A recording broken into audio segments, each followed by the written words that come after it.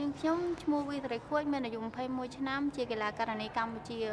ហើយខ្ញុំជាកីឡាករណីខាងប្រដាល់សកល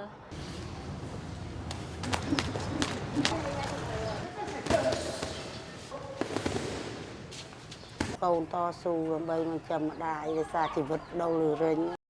កាលមុនអត់តែពេលចឹងវាបានចូលឲ្យបងបានធូរធារ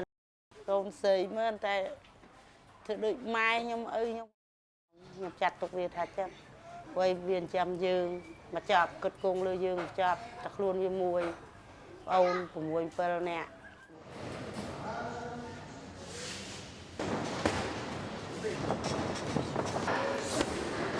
យើងគ្រាន់យើងចាប់អាជីពហ្នឹងហើយដែលអាចជួយគ្រួសារយើងបានខ្ញុំអត់ចង់ឲ្យធ្លាក់ដូចមុនទៀតទេ